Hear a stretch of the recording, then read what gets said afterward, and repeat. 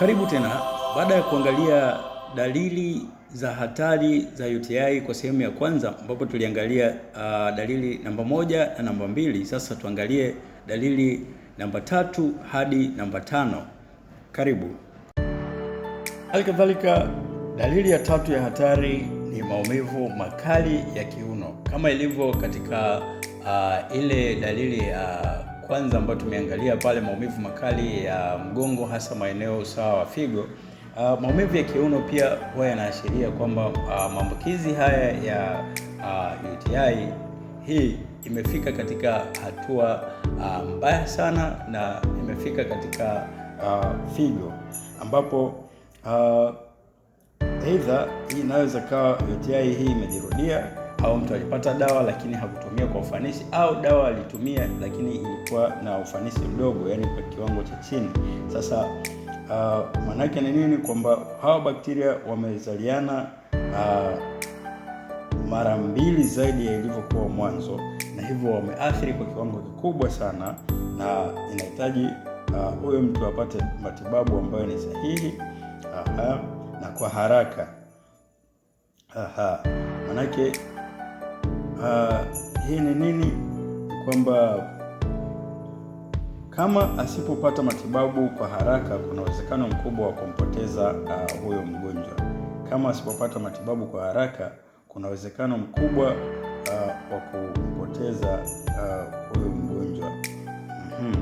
Dalili nyingine ya hatari kabisa ni maumivu makali eneo la kibofu cha mkojo, au wengi hupenda kuita chini ya kitovu.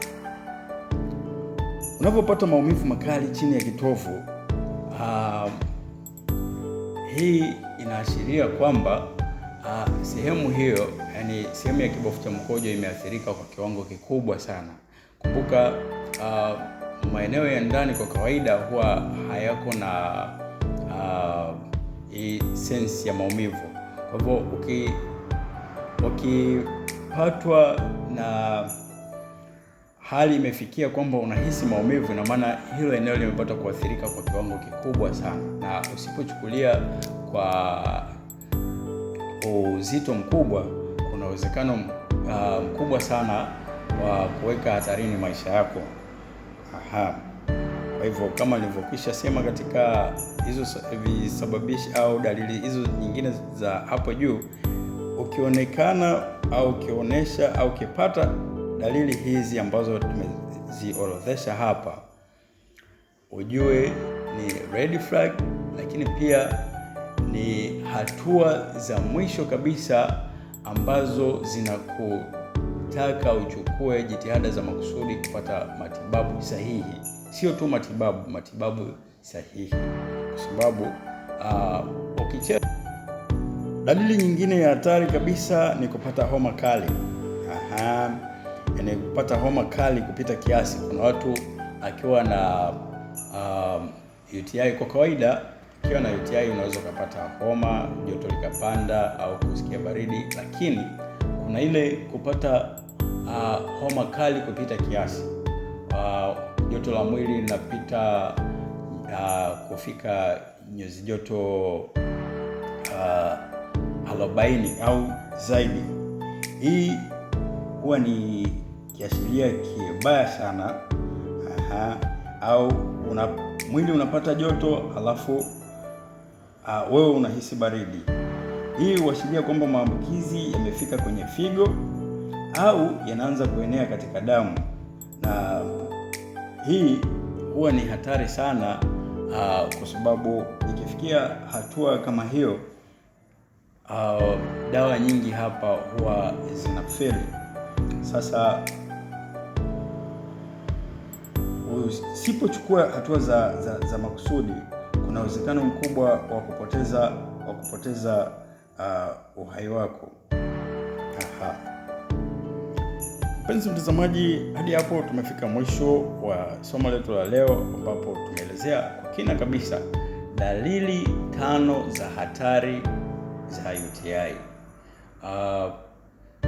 Nikushauri tu, sio lazima dalili hizi zote zionekane kwa pamoja. Unaweza kaonesha dalili 1 au 2 au 3 muda mwingine sio lazima hizi dalili ziwe mfululizo. Yaani unaweza kaonesha leo, kesho ukajisikia hali imebadilika, na siku inayofuata tena ikajirudia.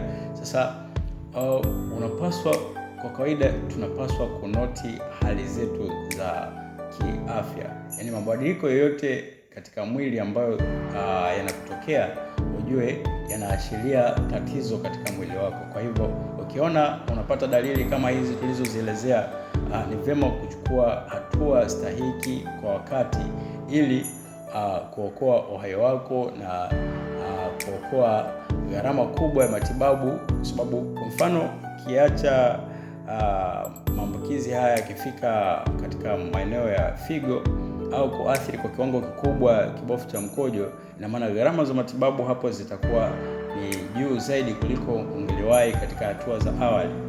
Kwa hivyo ni vyema kuzingatia kuchukua hatua za mapema, lakini pia kuzingatia mabadiliko yoyote yanayotokea katika mwili, lakini pia kuzingatia tahadhari ambazo zinaweza zikakupelekea kupatwa na UTI, na hasa UTI hii kali ambayo inahatarisha uhai wako. Usisahau kusubscribe, kulike, comment na kushare katika channel yetu, ili uwe mnufaika wa masomo yetu ya kila siku.